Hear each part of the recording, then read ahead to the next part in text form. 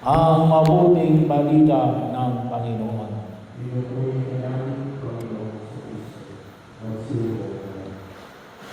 Mapapalad sila kung maratnan niya silang handa, dumating man siya ng ating gabi o madaling araw siya dumating.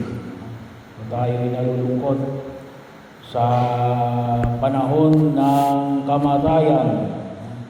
Wala namang natutuwa, kapag mayroong namatayan, bagamat bahagi yun ng ating pananampalataya na ito rin yung araw na higit nating pakinabangan ang kaganapan ng pangako ng Diyos sa mga nananalig sa Kanya, ang pagkakamit ng buhay na walang hanggan. Kailang tayo ay na-overtake ng kalungkutan gawa ng pagkawala ng isang mahal sa buhay. Lalong-lalo na kapag ito ay biglaan. Hindi natin namamalayan. Bahagi ho, nung panahon ng pandemya, makita natin na balita na lang. Kasi nga, pandemya. Pagkatapos ng pandemya, makita pa rin natin na talagang may mga pangyayari sa daigdig na ito na hindi natin inaasahan ang biglang kamatayan. Hindi lamang sa balita, ngunit mismo sa pang-araw-araw nating pagkilos. Kaya bahagi na tayo pinaalalahanan ng buong may kapal sa Ebanghelyo ating napakinggan ngayon mula kay San Lucas. Mapapalad ang mga handa, nagbabantay sa pagdating ng Panginoon. So bahagi yun na kung saan huwag natin kalimutan na bagamat mula ng bata, sinabihan na sa bawat isa sa atin maging handa ka, Boy Scout, Girl Scout, laging maging handa. Pero sabi nga natin, iba yung pagdating ng kamatayan. Kaya pagkakataon din na higit natin pagbibayin ang ating pananalig natin. Yung ating pananalig ay isang pananalig natin. Inihanda tayo sa lahat ng bagay.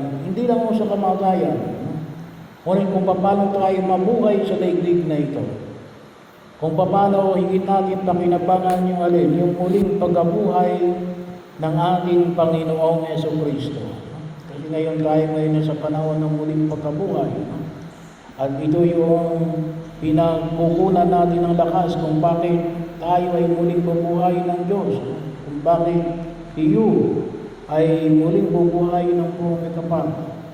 At bahagi na kung saan ito yung lakas natin na ating magiging gabay sa ating pagkilos sa mundong ginagalawan natin sa daigdig na ito. Nang sa ganon, higit natin pakinabangan ang pangako ng buhay na walang hanggan bilang mga mananampalatayang Kristiyanong Katoliko. Paano natin pinaghahandaan? Una, ay isang buhay na puno ng pagpapasalamat.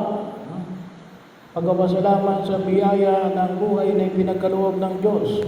Sa buhay na ipinagkaloob ng Diyos kay iyo. Kaya lang, bagamat, sabi nga natin ay maaaring may click, bago kayong maniniwala doon na mabait, kaya inuwanan ni Lord, Hindi Kahit hindi mabait, kinukuha rin ni Lord.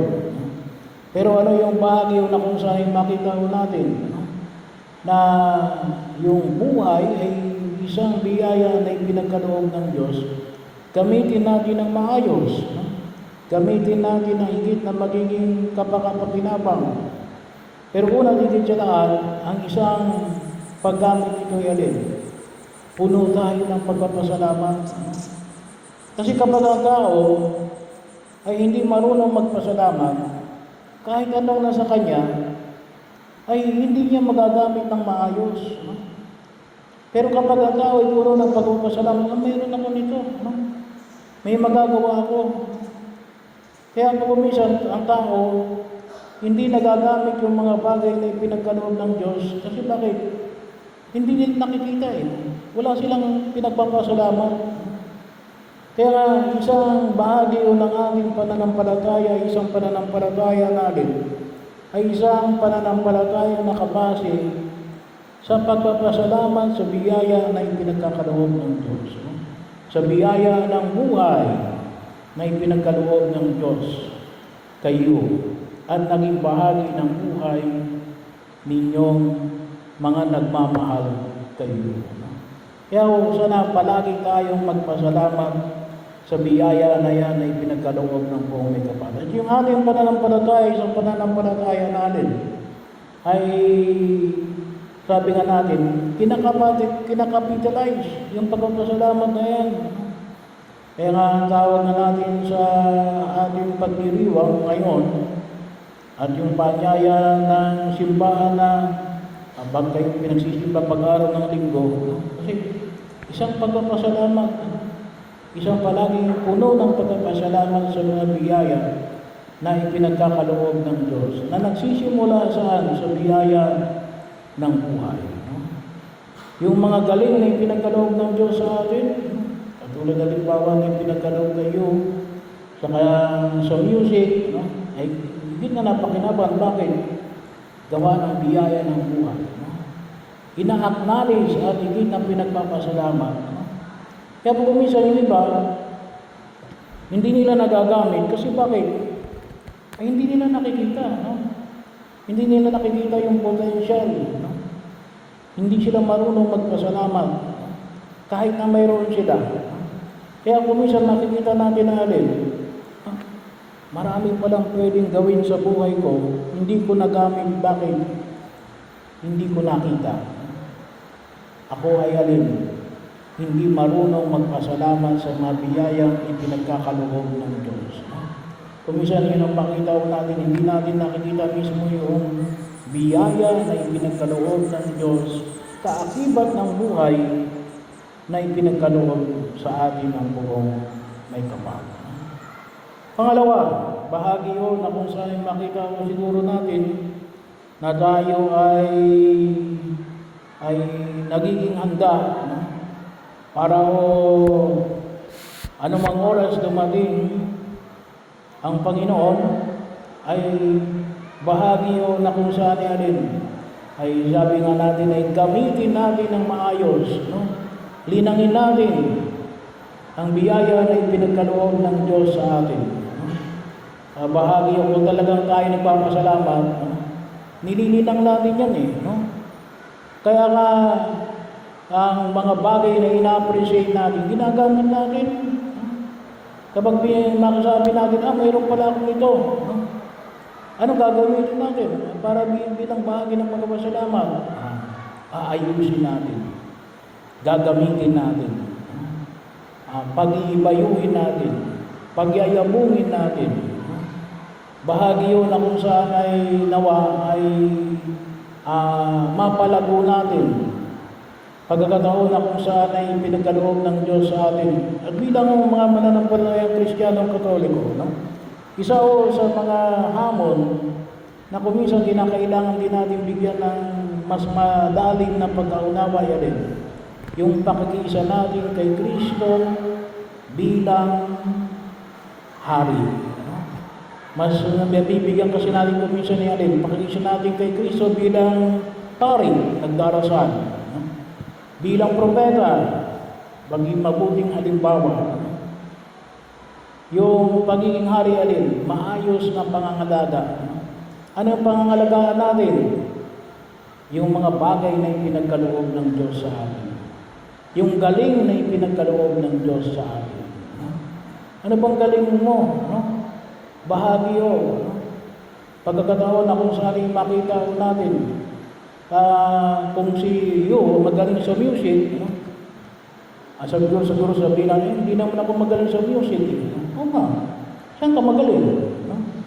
Sana makita natin yung ating galing. Kaya siguro si Yu ay Doon siya higit na ipinakita yung kanyang galing kasi bakit? Nililinang na yung kanyang galing. Tayo may kanya-kanyang galing na ipinagkaloob ng Diyos sa atin. Gamitin natin ito, lalong-lalo na sa para sa pagsisilbi natin sa Diyos at pagtulong sa kapwa. Kasi paano mo mamahalin ang kapwa mo? Ay di sa pamagitan ng pagbibigay mo ng serbisyo sang-ayon sa galing na ipinagkaloob sa iyo ng Diyos. Hindi naman tayo hingian ng Diyos halimbawa na ikaw ay maging magaling na kumanta. Hindi ka nga magaling sa music. Pag din ka hingian, hindi sabihin, doon ka sa galing mo. Doon ka niya hingian. Kaya ang tanong ay alin, pagdating ng takdang panahon, ginamit ba natin yung galing natin na ipinagkaloob ng Diyos sa atin? Upang sa ganon ay doon natin may pahayag ang pagtugon natin sa panawagan ng Diyos na alin? Pag-ibig sa Diyos at pag-ibig sa kapwa. At ito yung itutulog natin. Nawa ay siyo sa gitna ng kanyang kahinaan at kakulangan, idinudulog natin na siya ay nagsumikap na may handa niya ang kanyang sarili upang higit niyang pakinabangan ang Kristong muling nabuhay doon kasama ng mga anghel at mga banal.